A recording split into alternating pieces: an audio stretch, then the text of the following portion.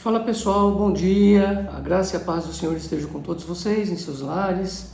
Estamos iniciando mais uma escola dominical. Esperamos que ela alcance não somente os jovens, mas também os adultos, que a palavra do Senhor ela seja a semente plantada em vossos corações e ela germine.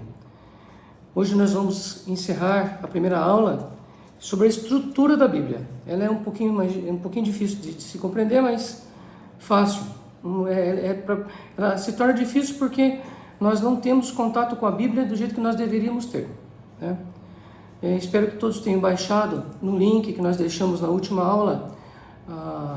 Eu deixei para vocês a tablita, né, a tabela periódica dos livros da Bíblia.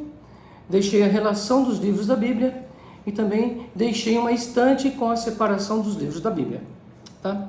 Eu convido os irmãos para nós estarmos abrindo as nossas Bíblias no livro do Evangelho de Mateus, no capítulo 5, dos versículos 17 a 19. Jesus não veio revogar a lei, mas cumprir essa lei. Não penseis que vim revogar a lei ou os profetas. Não vim para revogar, vim para cumprir. Porque em verdade vos digo, até que o céu e a terra passem, nenhum i ou um tio jamais passará da lei, até que tudo se cumpra. Aquele, pois, que violar um desses mandamentos, posto que dos menores, e assim ensinar aos homens, será considerado mínimo no reino dos céus. Aquele, porém, que os observar e ensinar, esse será considerado grande no reino dos céus. Porque vos digo que se a vossa justiça não exceder em muito a dos escribas e fariseus, jamais entrarei no reino dos céus. Vamos estar orando para nós iniciarmos a nossa escola dominical. Santo Deus, eterno Pai, nós estamos aqui, Pai, nessa manhã, agradecendo a Ti, Pai, pela semana que nós tivemos, mesmo passando por toda essa tribulação, pelo que o mundo está passando, pela nossa cidade está passando. O Senhor está conosco, Pai, nos fortalecendo, nos dando a sabedoria necessária, nos dando o desejo de aprender mais sobre a Tua palavra, Pai. Usa de cada um de nós, Pai, para que nós possamos, Pai, transmitir a Tua palavra, como disse agora nessa leitura, para que nós sejamos reconhecidos, Pai, não como pessoas grandes, mas sim como nós conseguimos levar a Tua palavra aos pequenos que tanto precisavam, Pai. Esteja conosco, Pai, perdoa os nossos pecados e abra os nossos corações e os nossos ouvidos. É isso que eu te peço no nome de Jesus. Amém. Então, pessoal, como a gente acabou de ler aqui, aquele que viola um dos mandamentos do Senhor, nem que seja um dos menores mandamentos, eu creio que não existe mandamento maior, mandamento menor, a não ser aquele amar a Deus sobre todas as coisas, né?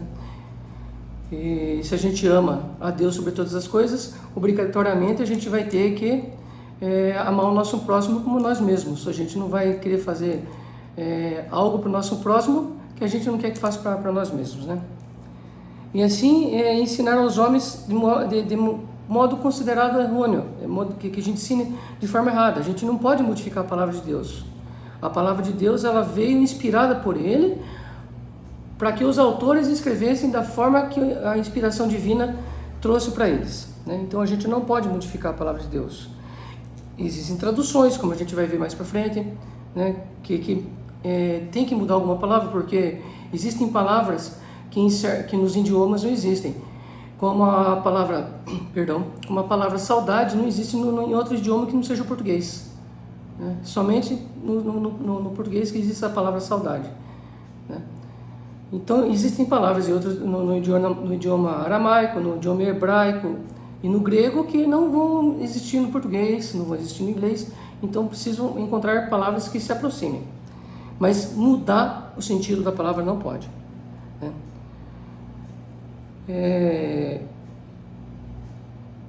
E a gente vai dar continuidade então à nossa aula, relembrando agora então um pouco da semana passada, a estrutura da Bíblia.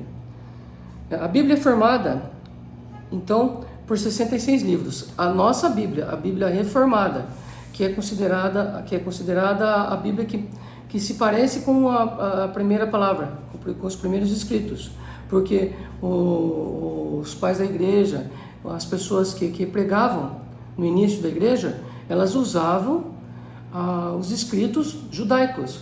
Então, a nossa Bíblia, a Bíblia Reformada, ela é composta por 66 livros, 39 no Antigo Testamento e 27 no Novo Testamento. Então, os pais da igreja, eles usavam o Antigo Testamento baseado nos escritos judaicos, certo? Então, são 39 livros que nós usamos, que são os livros da Bíblia judaica, certo? E 27 no Novo Testamento, que os pais da igreja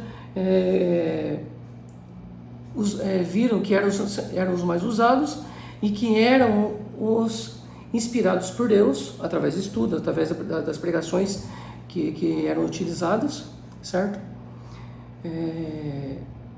As cartas de Paulo, os evangelhos, né? Então, eles colocaram no cânone os 27 livros no Novo Testamento, esses 27 livros, certo? A maioria dos livros, os livros, eles foram escritos por 40 escritores, certo? Alguns dizem que ela foi escrita por 38 escritores, outros por 40. Vamos ficar com 40 escritores por causa pela carta que ainda não foi reconhecida, que é a carta aos Hebreus, que a gente não sabe quem que é o escritor, certo? E por alguns livros do Antigo Testamento também. Ela foi escrita entre 1500 e 1600 anos, então por 40 escritores diferentes, certo? Ela foi, se não me engano, por quase 200 anos. Foram os evangelhos, as cartas, terminando com o Apocalipse, certo? Quase 200 anos. E esses outros 1400 anos foi desde Jó até o livro de Malaquias, tá bom? E ainda existe um período intertestamentário, que palavrinha difícil, são os 400 anos entre Malaquias e o batismo de Jesus, tá bom? Foi um período que foi o silêncio profético. Ali não houve escrito nenhum, a não ser os apócrifos que nós vamos ler no final, no final do estudo de hoje. Tá? A maioria dos nossos irmãos estudiosos, pastores, pessoas que escrevem a Bíblia, traduzem a Bíblia hoje em dia, elas dividem a Bíblia, o Antigo Testamento e o Novo Testamento, em 5 grupos, certo? Tanto no Antigo Testamento quanto no Novo Testamento. Então são 5 grupos no Antigo Testamento, 5 grupos no Novo Testamento. Alguns consideram 4 testamentos, também no Antigo e no Novo. A divisão do Antigo Testamento é a seguinte: Pentateuco, históricos, poéticos, profetas maiores e profetas menores. Aqui que tem a grande diferença, né? Que alguns estudiosos fazem a distinção, porque alguns consideram somente o livro dos profetas, não separando profetas maiores e profetas menores. O Novo Testamento ele já é separado em evangelhos, que são 4 evangelhos, vocês irmãos se lembram, histórico, cartas, que aqui também tem essa separação, alguns separam ou não, mas vamos considerar separando então. As cartas são divididas em cartas paulinas, ou cartas de Paulo, e as cartas gerais, certo? Então existem as cartas de Paulo e as cartas gerais, tá bom? E o livro de profecia, que ao contrário do Antigo Testamento, aqui é uma profecia somente, é a última profecia, que é a profecia de João, revelada em Apocalipse. Apocalipse, para os irmãos lembrarem, quer dizer revelação de Deus.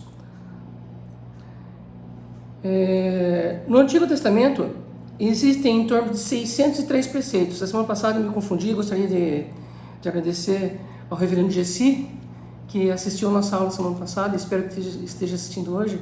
Gostaria de agradecer ao senhor do profundo do meu coração, reverendo, por o senhor ter assistido a aula e ter até visto isso aqui para mim, né? E falado: João, tá meio confuso lá, explica melhor. E agora eu vou explicar melhor para os irmãos, né? Agradeço ao reverendo Jessi, espero que ele esteja assistindo a aula. E se alguma coisa passar aqui, reverendo, me avisa, tá bom? Então, no Antigo Testamento existem em torno de 613 preceitos e não 650 mandamentos, como eu falei semana passada. O que são preceitos? Preceitos são ordenanças, né? E essas ordenanças, elas foram criadas e elas obrigavam o povo a fazer certas coisas, né? A obedecerem a lei. E alguns falam que eles obrigavam a obedecer cegamente a lei. Se a gente vê aqui, essa leitura que a gente fez em Mateus, Jesus está falando isso, né? Que Jesus ele veio cumprir a lei, certo? Né? Ele não veio para revogar a lei, ele veio para cumprir a lei. Mas no versículo 18, porque em verdade vos digo, até que a terra e o céu passem, nem um i nem um tio jamais passará da lei, até que tudo se cumpra, até que Jesus volte novamente, né? Então nada pode ser mudado da lei, da palavra de Deus. A palavra de Deus é uma lei, do início até o fim, né? E a lei é simples, é amar a Deus sobre todas as coisas e amar o seu próximo como a ti mesmo. Foi isso que Jesus nos ensinou, né? Mas os escribas e fariseus, os fariseus, eles queriam que eles apertavam o povo com essa lei, como eles apertaram Jesus várias vezes. Eles vieram quiseram impor a lei para Jesus, para ver se Jesus descumpria a lei. Vamos usar um exemplo para vocês. Na passagem onde as pessoas, os fariseus, irão apedrejar uma pecadora, né? E eles falam para Jesus, perguntam para Jesus o que Jesus faria naquele momento. E Jesus se abaixa e começa a escrever na areia, na terra ali, né? E responde para eles: qual de vocês que nunca pecou, que atira a primeira pedra, né? Dessa maneira Jesus respondeu, mostrando para eles que deveria ser cumprida a lei, sim, mas desde que a lei fosse cumprida por uma pessoa que não fosse pecadora. Quer dizer, o único que podia tirar a pedra ali seria Jesus, e nem ele mesmo fez isso, né? Então, não adianta você, até o reverendo Jessi me mandou a passagem aqui, que Jesus combateu duramente esses preceitos, inclusive chamando os escribas e fariseus de hipócritas, sepulcro caiado. O que é sepulcro caiado? Para a gente que é mais jovem, a gente não tem essa ligação, apesar de estar acontecendo no mundo que está acontecendo de dia. Mas o que é? Sepulcro caiado é um túmulo. Um túmulo, hoje em dia a gente vai no cemitério e tem aqueles túmulos ornamentados com mármore, né? Que a pessoa gasta um dinheirão, gasta um dinheiro muito mais. Eu acho que gasta um dinheiro que fica mais caro fazer uma casa, fazer um túmulo que fazer uma casa, porque mármore é uma coisa cara, granito é uma coisa cara, né? Então eles gastam, né, naquilo lá. Então Jesus chama eles de sepulcro caiado, ou seja, de um túmulo enfeitado, um túmulo ornamentado, né? Mas por dentro o que eles carregam? A podridão, né? Eles são mortos por dentro. Isso que Jesus quer dizer. Porque eles colocavam nas pessoas as duras obrigações e eles mesmos não cumpriam, como eu falei para vocês agora da passagem que eles queriam apedrejar a pecadora. Então, e a Bíblia, para a gente lembrar então que eu estava falando com vocês sobre a Bíblia hebraica, o Antigo Testamento é a Bíblia hebraica para nós. Só que nós chamamos de Bíblia já, né? Antigo Testamento. Mas os nossos irmãos, os judeus, eles a chamam de Tanakh, né? Ela contém os mesmos livros do nosso Antigo Testamento, mas só que dividido em 3 grupos e não em 5. Elas têm o livro da lei, que é o Torá, tem o livro dos profetas, que é o Nevim, e os escritos, que é o Ketuvim, né? Só para a gente lembrar, então, tem os livros dos profetas e os escritos, que ali tem Jó, tem Eclesiastes, esses livros que não estão no livro que estão tudo no livro de escritos, tá? O livro de Esther, né? Ruth. Continuando a nossa aula, irmãos. Agora a gente já vai começar a entrar nos apócrifos, tá? Eu vou explicar para vocês o que significa apócrifo. A Bíblia Católica, como eu falei para vocês semana passada, ela possui alguns livros a mais no Antigo Testamento E esses livros são conhecidos como apócrifos ou deuterocanônicos. O que quer dizer a palavra apócrifo? A palavra apócrifo quer dizer oculto, enquanto que a palavra deuterocanônico significa fora do cânone ou segundo o cânone. E a gente, nas próximas aulas, a gente vai aprender sobre canonicidade. O que quer dizer isso? O que é essa medida, cânone? Tá bom? Os apócrifos, eles foram escritos principalmente no tempo entre o Velho e o Novo Testamento. É aquela passagem que eu falei para vocês, dos 40 anos, que é o período intertestamentário. O período onde não houve profecias, não aconteceram profecias mais. Alguns dizem que Deus se calou, né, que não usou mais de homens nenhum. Só que na Bíblia Católica, ela usa dessas passagens, né, que foram anexadas à nossa Bíblia, né? E esses livros, eu vou passar para vocês. Então primeiro Esdras, né? Segundo Esdras, Tobias, Judite, Sabedoria de Salomão, né? Eclesiástico, Baruque, Carta de Jeremias, Oração de Manassés, primeiro Macabeus, segundo Macabeus, e além disso, eles ainda adicionam algumas coisas no livro de Esther e no livro de Daniel, né? Então, quer dizer, além de aumentar mais esses livros, né, eles ainda adicionam coisas. E como está a gente voltando de novo para a nossa leitura lá, Jesus fala, nem um i e nem um tio jamais passará. E a gente não pode adicionar nada à Bíblia, certo? Porque se a gente adicionar coisas na Bíblia, Paulo diz que nós seremos anátemas. Anátemas, o que quer dizer isso? Que nós seremos amaldiçoados. Então, a gente não pode mexer na palavra de Deus. Infelizmente, a Bíblia dos nossos irmãos lá, ela foi mexida, foi adicionada, né? Eles trabalhavam com a Bíblia que nós trabalhamos, e posteriormente eles acabaram adicionando esses livros, né? A nação de Israel tratou os livros apócrifos com respeito, mas nunca os aceitou como livros verdadeiros da Bíblia hebraica. A igreja cristã primitiva debateu o status dos apócrifos, mas poucos cristãos primitivos acreditaram que eles pertencessem ao cânon das Escrituras.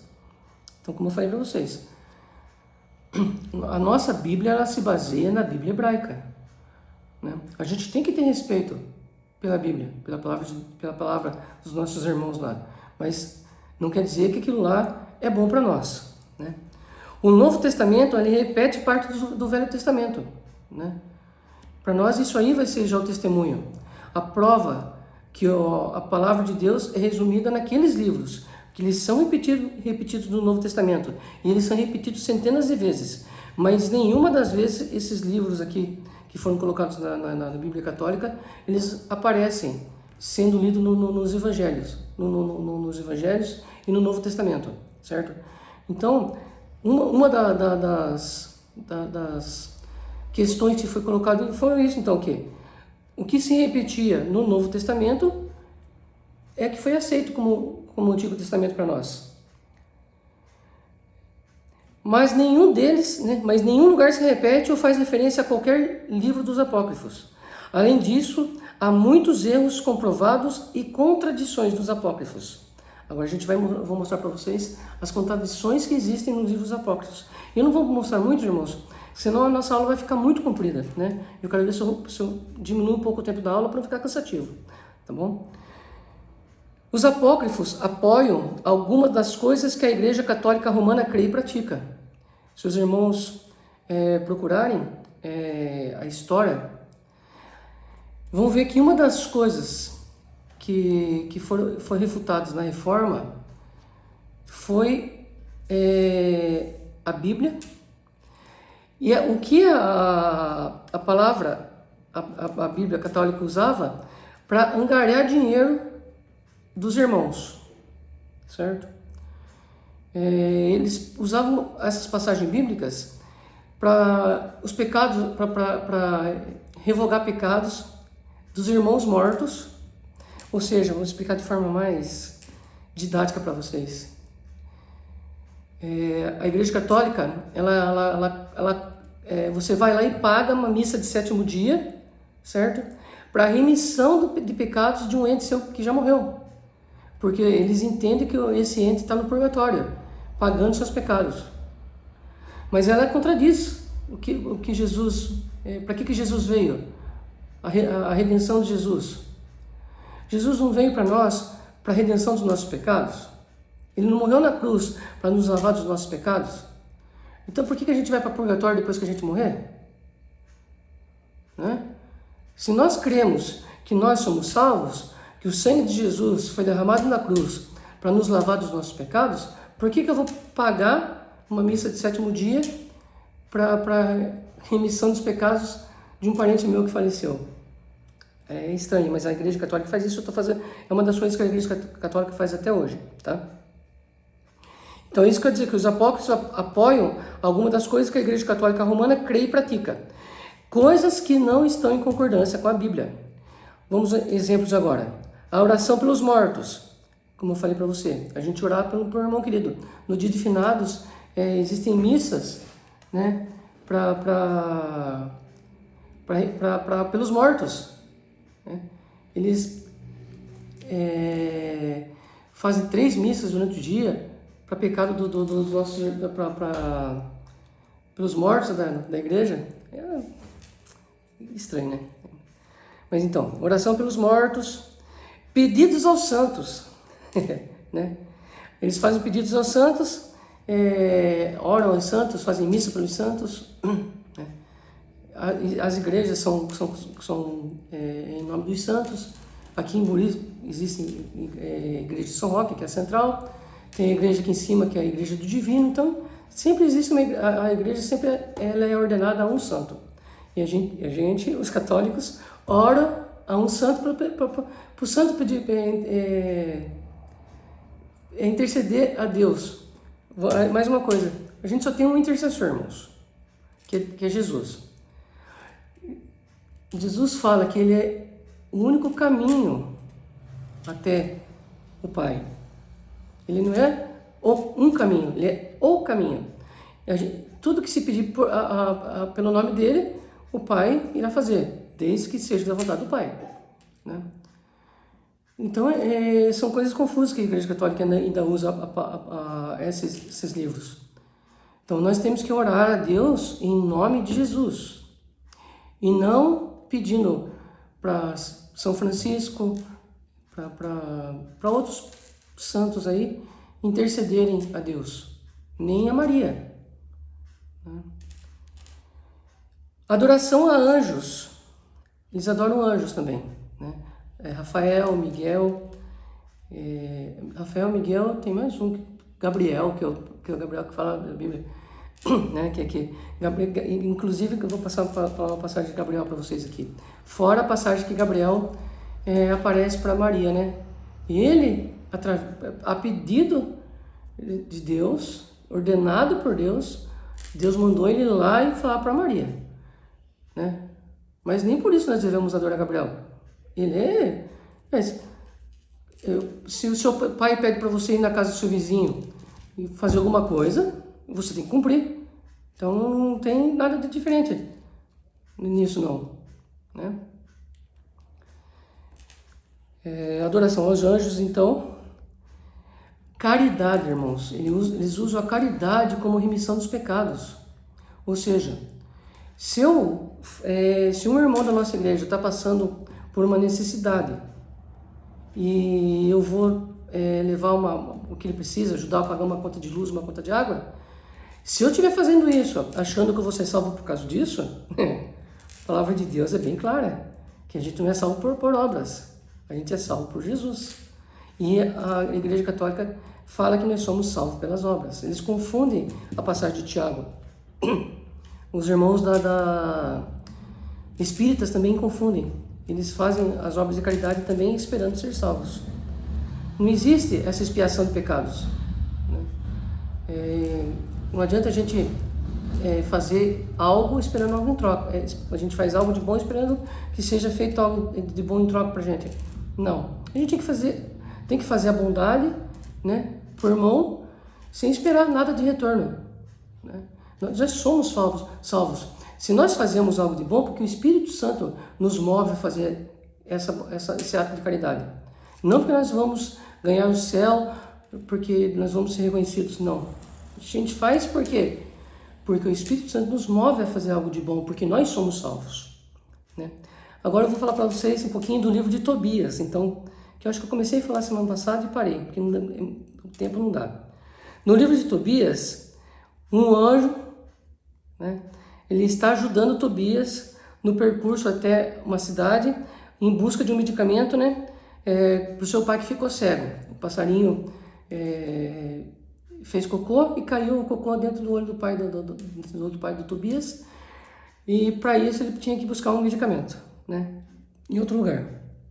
E esse anjo foi caminhando com Tobias, ensinando Tobias a fazer feitiçaria, uma coisa estranha que eu acho que um anjo nunca ensinaria um servo de Deus a fazer feitiçaria. Mente o nome dele, certo? Fala um nome, depois ele se apresenta como Gabriel, né? E a gente sabe, irmãos, que o pai da mentira quem é? É o diabo. Então eu acredito, e os estudiosos acreditam também, que ali não foi Gabriel que esteve com Tobias, se essa história é verídica que foi colocada ali. E sim, foi o diabo que esteve com ele, ensinando ele a fazer uma feitiçaria, que é tirar as entranhas de um peixe, queimar essas entranhas e guardar essas entranhas porque essas entranhas elas espantam demônios. Olha a coisa, ensinando a fazer feitiçaria para espantar demônio, né? Então é uma coisa que livro nenhum da Bíblia ensina para nós isso. Pelo contrário, a palavra de Deus no Antigo Testamento fala que não é para nós mexermos com mortos, que seriam amaldiçoados os feiticeiros, né? Tanto no Antigo Testamento quanto no Novo Testamento fala para nós isso. Lá no livro de 1 Macabeus, eu vou dizer para vocês o capítulo e os versículos. No livro de 1 Macabeus, no capítulo 12, entre os versículos 38 e 45, está escrito: é, pois, santo e salutar em pensamento orar pelos mortos, para que sejam livres de seus pecados. Essa passagem aqui é usada na Igreja Católica, então, para que nós oremos pelos nossos mortos, pelos nossos falecidos, para que eles sejam libertos de seus pecados. Eu aprendi, né? Era uma das coisas que quando católico, eu brigava na igreja, e fui liberto disso quando eu conheci Jesus e a palavra me foi revelada, né, na igreja presbiteriana. Quando eu aprendi mesmo, né, porque eu participei da igreja quadrangular, mas o ensinamento da igreja quadrangular não era como o ensinamento da igreja presbiteriana, onde nós estudamos a palavra, nós temos essa oportunidade de nós estamos estudando a palavra. Então, me foi revelado, me foi desvendado, foi tirado dos meus olhos isso, né? Se eu tinha já comigo essa interrogação, se eu já não concordava em orar pelos mortos, porque eu já acreditava, já tinha comigo que Jesus já tinha morrido para a remissão dos nossos pecados, quando eu conheci a Bíblia reformada, que é a Bíblia que nós seguimos, eu acabei de crer e entender que Jesus veio mesmo para remir nossos pecados. Que nós somos salvos por Jesus. Não adianta eu estar orando já pelo meu pai que morreu, pela minha mãe que morreu, né?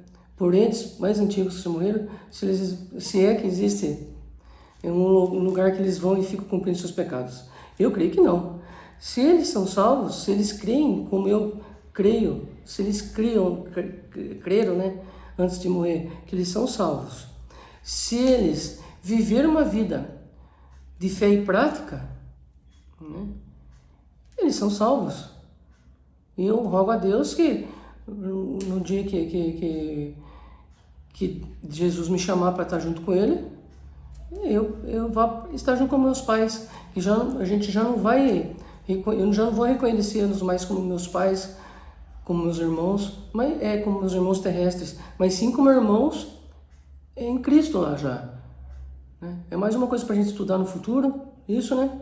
Que lá no céu não existe essa separação já de pai e mãe, como existe aqui tio, tia, mas sim que nós somos todos irmãos, nós vamos todos ser um só em Cristo Jesus. Né? Na carta aos Hebreus, está escrito para nós, é uma coisa já rebatendo o livro de Macabeus para nós, para a gente, que eu estou trazendo já para o encerramento da nossa aula. Na carta aos Hebreus, no capítulo 9, no versículo 27, o escritor de Hebreus ele rebate esse livro apócrifo de Macabeus dizendo: e assim como aos homens está ordenado morrerem uma só vez, vindo depois disso o juízo. O que eu acabei de falar para vocês. A gente vai morrer uma só vez. Os espíritas, eles creem que a gente morre, se a gente pecou, a gente vai voltar de novo, expiar os nossos pecados, e a gente vai pagar os pecados naquela outra vida e morre de novo. Né? Se a gente não completou o ciclo, a gente vai voltar de novo. Quer dizer, é uma morte infinita. Porque, irmãos, vou falar para vocês, a vida da gente é pecar o tempo inteiro. A gente peca dormindo, como a gente vive falando. A gente sonha coisas né? Coisas que nunca a gente viu, a gente nunca viu em vida. A gente sonha, né? A gente acaba cometendo pecados, falando coisas que não deve. Tudo em sonho. A gente passa o dia todo da gente, 14 horas, vamos dizer, sem pecar. A gente tenta não pecar, né? A gente luta contra o pecado. Naquelas 14 horas que a gente está acordado, 14, 16 horas que a gente está acordado. Nas 8 horas que a gente dorme, o cérebro da gente, a gente já não tem controle sobre ele mais, e a gente acaba pecando. Porque é nosso pecar. Entendeu? Desde a queda de Adão, infelizmente, nós fomos feitos por pecado. Nós morremos para a vida eterna e nascemos para o pecado. Né? Mas Jesus também nos traz uma palavra que onde abundou o pecado, superabundou a vida, a salvação, através do sangue dele. Já encerrando então, irmãos, para a gente encerrar essa primeira parte nossa aqui da nossa aula, que foram 2 aulas, a estrutura da Bíblia, então, para nós entendermos, ela se resume em todo o Antigo Testamento, ela trata da preparação do mundo para a vinda de Jesus, trata da preparação do mundo para a redenção. Né? Os evangelhos tratam da manifestação de Cristo no mundo como Redentor. Então, o Antigo Testamento ele prepara o mundo para a vinda de Cristo como Redentor. Toda a palavra, desde Gênesis até Malaquias, tudo é preparação para a vinda de Cristo como nosso Redentor. Os evangelhos já é essa manifestação do Cristo já como Redentor de todos nós. Os Atos dos Apóstolos, eles nos ensinam a propagação de Cristo, da redenção de Cristo por meio das missões da igreja no mundo. Que foi quando começou a existir essas missões que foram levando a palavra de Deus ao mundo, que foram levando a redenção, apresentando a redenção de Cristo ao mundo. As cartas, tanto as cartas de Paulo como as cartas gerais, elas tratam da explanação de Cristo, ou seja, mostrando Cristo para nós. Elas já nos mostram a doutrina da igreja, a preparação da nossa doutrina, a doutrina que nós seguimos hoje em dia. E o Apocalipse mostra a segunda volta de Cristo, Cristo consumando o reino dele aqui na terra. Certo? O Apocalipse já mostra Cristo consumando todas as coisas, ou seja, a consumação é quando se encerra, quando Deus faz, alguns creem que o novo céu e a nova terra vão ser aqui, né? Eu já vi assistir pregadores presbiterianos pregando sobre isso e outros pastores presbiterianos achando que vai existir um novo céu, uma nova terra. Né? Fica a critério de vocês, irmãos. Né? Eu acho que a gente só vai, eu creio que a gente só vai entender isso quando se consumir mesmo, quando Jesus voltar. Né? Quando houver essa consumação dos tempos, veio a palavra agora aqui. O Apocalipse é a consumação dos tempos, né? Que é a segunda vinda de Cristo, onde Cristo irá julgar os vivos e os mortos, né? Como eu já ensinei na nossa aula aos nossos jovens, através do credo apostólico, né? E ali nós seremos exaltados, assim na glória do Senhor. Ali nós seremos arrebatados junto a Cristo, e ali nós participaremos do juízo. Nós seremos julgados, mas nós também participaremos do juízo. Eu não sei se alguns dos irmãos já participaram de algum julgamento, mas nós estaremos ali no tribunal, assentados naquele tribunal, vendo o julgamento também. Nós seremos julgados, mas como escolhidos, nós somos apartados e sentaremos no tribunal junto a Cristo e assistiremos o julgamento dos nossos irmãos, né? Que estaremos ali na glória do Pai. Irmãos, espero que essa aula tenha sido proveitosa para vocês, né? A estrutura bíblica, ela é meio difícil para a gente dar a entrada. Depois vocês vão ver que a gente vai, na próxima aula, se Deus permitir, a gente vai começar a estudar sobre essa inspiração divina e sobre os autores, né? Quem é o autor da Bíblia? A gente vai começar a aprender sobre a inspiração e os autores da Bíblia. Tá bom? Espero que os irmãos tenham uma ótima semana, que à noite possam participar conosco do culto vespertino, que também é ainda de forma online, né? Foi prorrogado até o dia 11, novamente, essa quarentena, né? A gente pede a Deus que essa quarentena ela surta o efeito desejado, que diminui. Então encerramos nossa aula, irmãos. Espero que todos estejam bem, continuem bem. E à noite nós estaremos aqui novamente para o nosso culto vespertino.